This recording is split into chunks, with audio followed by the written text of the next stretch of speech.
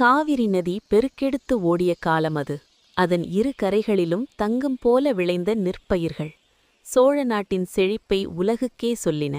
அந்த செழிப்பின் மையத்தில் நின்றது மகத்தான தஞ்சாவூர், சோழர்களின் பெருமையின் அடையாளம். அதே தஞ்சாவூரில் அரண்மனை மாடத்தில் நின்றபடி காவிரியை நோக்கி பார்த்து கொண்டிருந்தான் இளவரசன் ஆதித்தன். அவன் கண்களில் இளமை இருந்தது.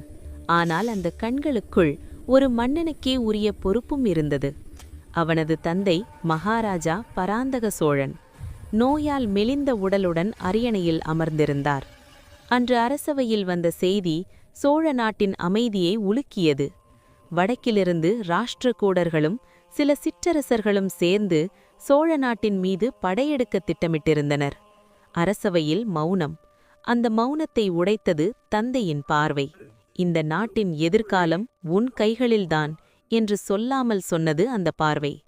அந்த நொடி ஆதித்தன் முடிவெடுத்தான். இது வெறும் போர் அல்ல, இது சோழ நாட்டின் உயிரை காக்கும் போராட்டம். அடுத்த நாள் அவன் அரண்மனை ஆடைகளை கழற்றி ஒரு சாதாரண இளைஞனாக ஊர்களுக்குச் சென்றான். விவசாயிகளோடு அமர்ந்தான். அவர்களின் உணவை உண்டான். அவர்களின் பயத்தை கேட்டான். ஒரு முதிய விவசாயி சொன்ன வார்த்தைகள் அவனின் உள்ளத்தில் ஆழமாக பதிந்தன.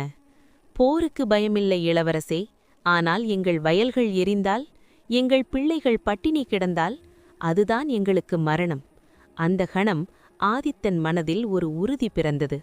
இந்த போர் வந்தால் மக்களின் வாழ்வை காக்கவே வரவேண்டும். அவன் வாளை மட்டுமல்ல, தந்திரத்தையும் பயன்படுத்த முடிவு செய்தான். எதிரிகளுக்குள் பிளவை விதைத்தான். சிற்றரசர்களிடம் தூதர்களை அனுப்பினான். சோழ நாடு உங்கள் எதிரி அல்ல என்று விதைக்கப்பட்ட வார்த்தைகள் மெதுவாக வேலை செய்தன. போர் வந்தது. தஞ்சாவூர் கோட்டையின் முன் சோழப்படை அணிவகுத்து நின்றது. குதிரை மேல் ஏறி ஆதித்தன் உரையாற்றினான். இது மண்ணுக்கான போரல்ல, இது நம் தாய்களின் கண்ணீருக்காக, நம் பிள்ளைகளின் எதிர்காலத்திற்காக. சோழ நாடு வீழ்ந்தால் நீதி வீழும், நாம் நின்றால் வரலாறு நம்மை நினைவு கூறும். போர் 3 நாட்கள் நீடித்தது. முதல் நாள் தந்திரம், 2ஆம் நாள் இரத்தமும் வலியும், 3ஆம் நாள் தீர்மானம். 3ஆம் நாள் காலை ஆதித்தன் நேரடியாக முன்னணியில் நின்றான். எதிரியின் தலைவனுடன் அவன் வாள் மோதிய அந்த நொடி காலமே நின்றது போல இருந்தது. ஒரே கூர்மையான அடி. எதிரி வீழ்ந்தான். சோழ நாடு காக்கப்பட்டது. ஆனால் ஆதித்தன் வெற்றியின் மயக்கத்தில் மூழ்கவில்லை. அவன் முதலில் செய்தது போரில் காயமடைந்தவர்களை காப்பாற்றுவது. சோழ வீரர்களையும் எதிரி வீரர்களையும் ஒரே மனிதர்களாகவே பார்த்தான். நீதியே ஒரு அரசின் உண்மையான வலிமை என்று அவன் நிரூபித்தான். காலம் கடந்தது. பராந்தக சோழன் மறைந்தார். ஆதித்தன் அரியணை ஏறினான்.